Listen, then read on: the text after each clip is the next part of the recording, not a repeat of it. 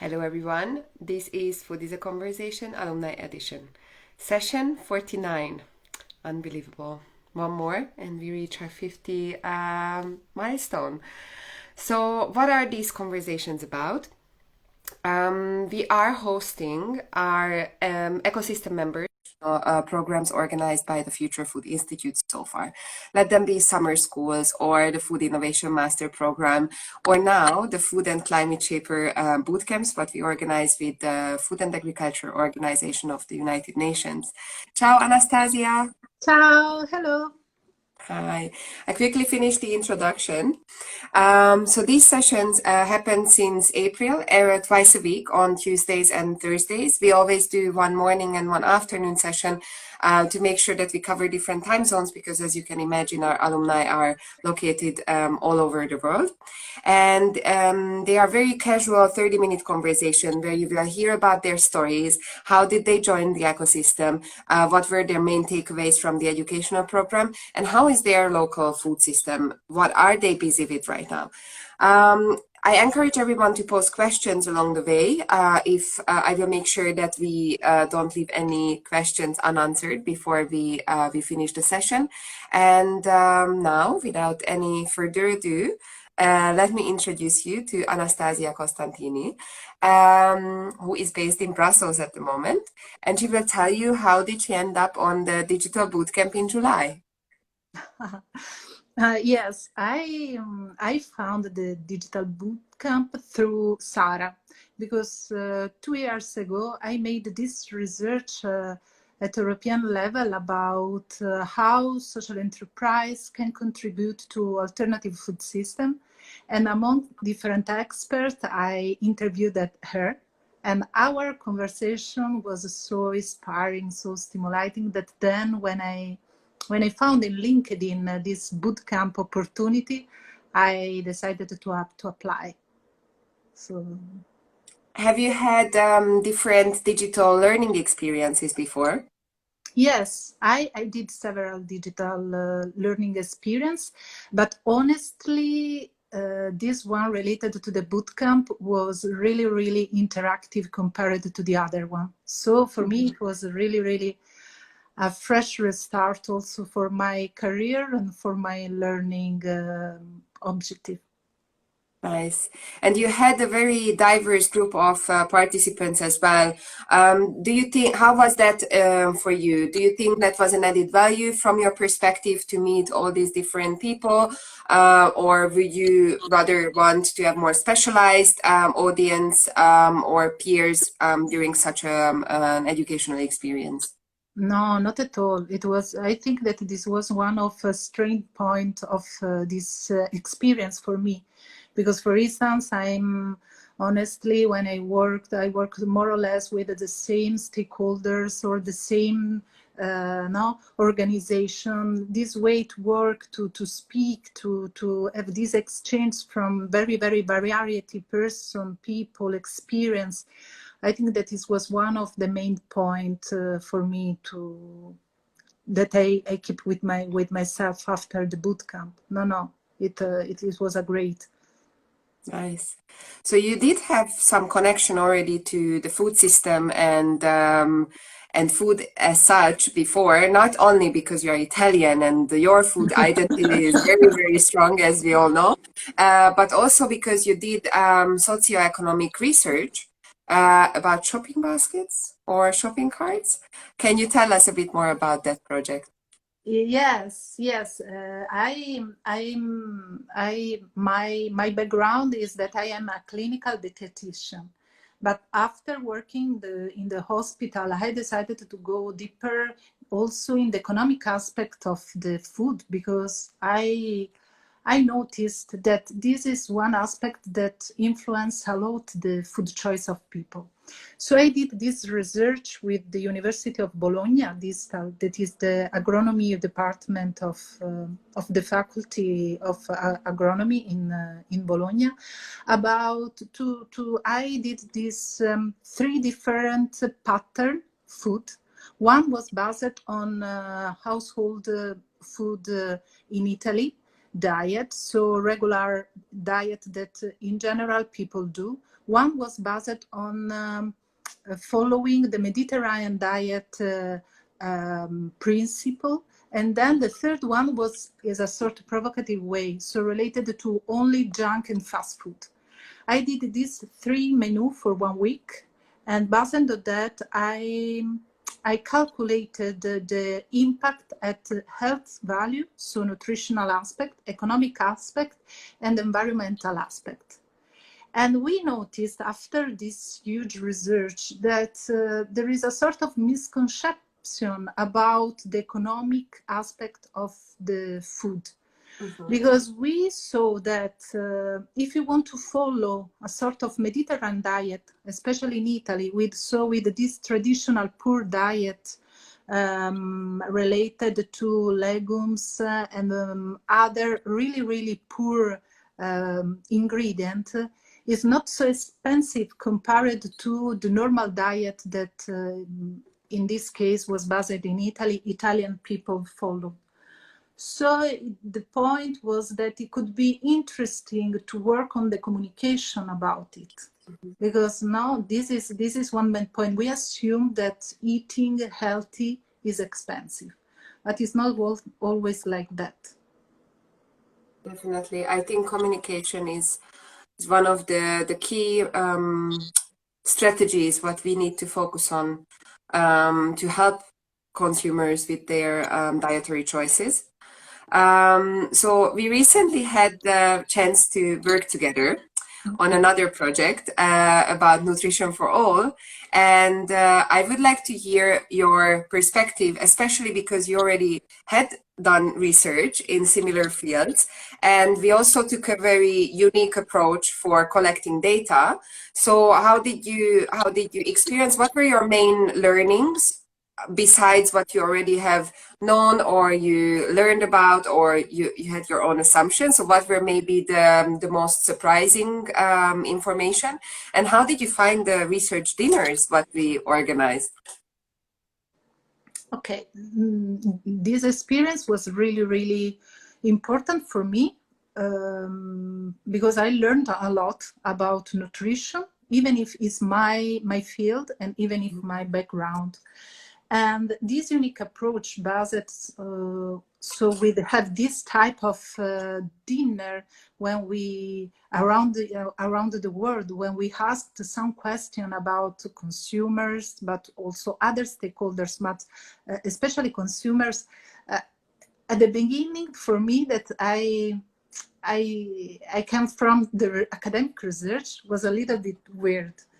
But honestly, this is something that I would keep with me, because it's something that is you can surprise how the environment, how people, normal consumer, as aware of the real things that are happening, because sometimes the food system is too large and you have this huge how to say supply chain. So maybe when you are a researcher, you have this perspective based on, of course, academic research, literary review. You have a lot of report, you follow a lot of conference, seminars, but sometimes you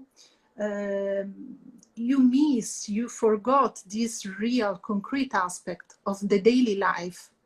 And through this dinner, you can see and you can reflect on that. And so is a sort of this bottom-up approach that for me is really interesting. And it was something that enrich our research in that sense. So this is an unique approach that you can find also in the end. Maybe you can find also same key message, but you have something that can validate not only from the research, not only from statistical data, but from real people. So this was for me really, really interesting to see that something that we have read, we have reflect, we have put some correlation. It was it was true because people in Zimbabwe or in Japan are feeling and are experimenting the same that we are read or we are thought. This was, for me, was the major things that of this project. So I definitely support this type of collective data. Nice, nice. I do too, and I really hope that we will be able to maybe scale this up and do it at different locations, especially because despite COVID, we could actually organize all this in 6 different countries.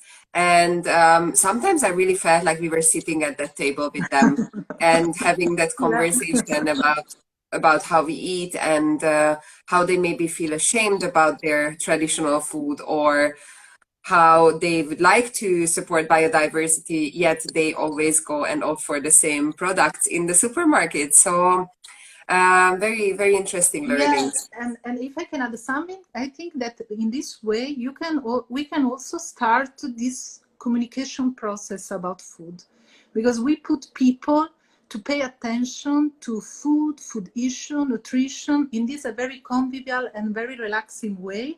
But it could be also now the first step to working on this misperception of something related to nutrition and food. Exactly, exactly. So yeah, us working together is thanks to the boot camp in July. So I'm very happy that we got connected through this program. So if you would need to think through the different activities what you had to do during the boot camp, and also the different classes you participated on, what were the key learnings or the takeaways what you took with you, and you might even implement it in your daily life or in your work right now? Okay, about the lesson, something that I found really interesting for me was all the aspect related to design thinking, Mm-hmm. because this was something that in my daily work I never meet until the boot camp. So this is something that after also the boot camp I started to go deeper and to find also other input, other material to better understand this aspect. Something related to what I found also interesting was this aspect related to the ecosystem, because I'm working for other field in this concept, and so found it also in the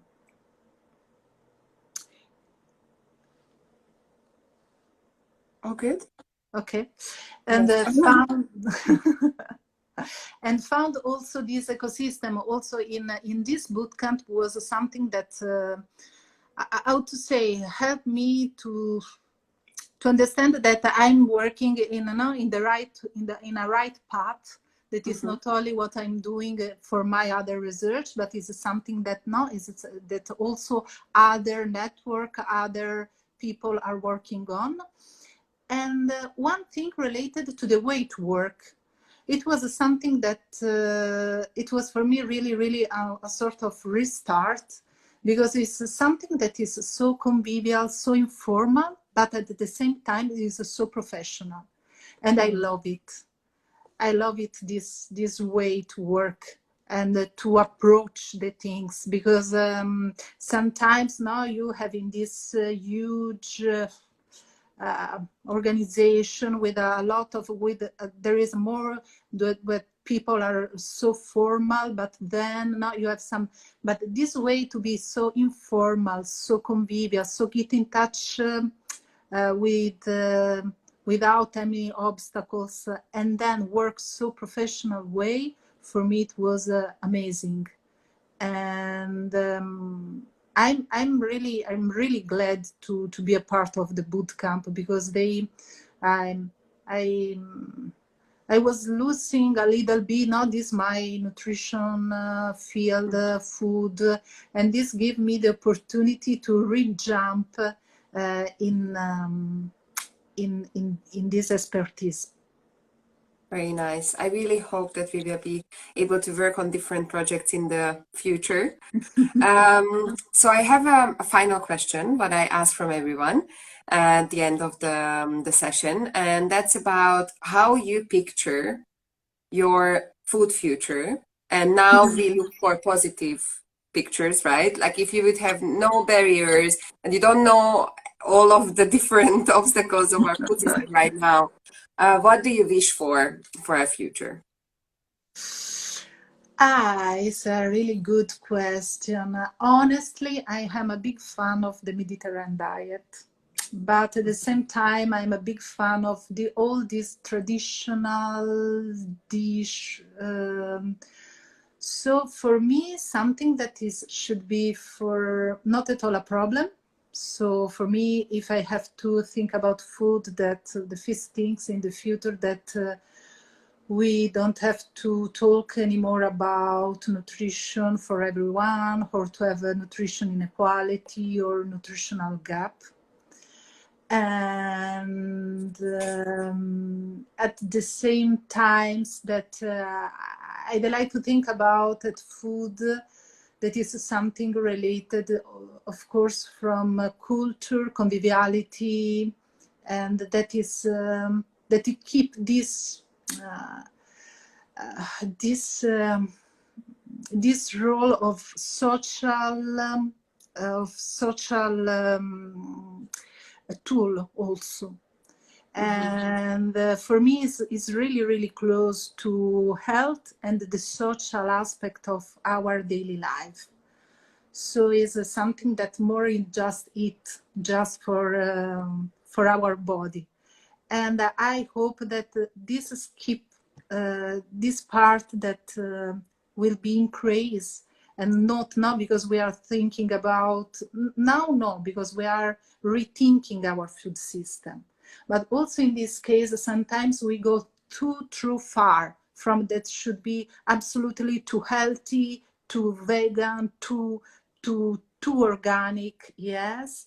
But the social aspect of food, the conviviality, the take your time to cook together, but also to how to say, to drink a very good glass of wine, something like this. For me, food is based on a balanced nutrition aspect, is something that is related to the conviviality, to the social aspect of our life. That sounds very good. I really hope that very soon it will be also not limited too much given pandemic, and we can return to all these big cooking and dining together experiences. So Anastasia, thank you so much for sharing these last half an hour with me, and thank you for sharing your experiences. I'm excited to host the next batch of climate shapers who are graduating this weekend in our sessions next year, because our last Food is a Conversation Alumni Edition session will be this Thursday. And it will be a tiny bit later in the morning. It will be at noon Central European time. But tune in, we will have the 50th person to be featured in these sessions. So thank you, Anastasia. Oh, and if you join the conversation too late, don't worry, because we will post it on IGTV, where you can also find all the other sessions from before. Yes, so now I did all my duty. Thank you, Anastasia. Have a nice evening. Thank you too, Julia. Have a nice evening. Bye. Bye.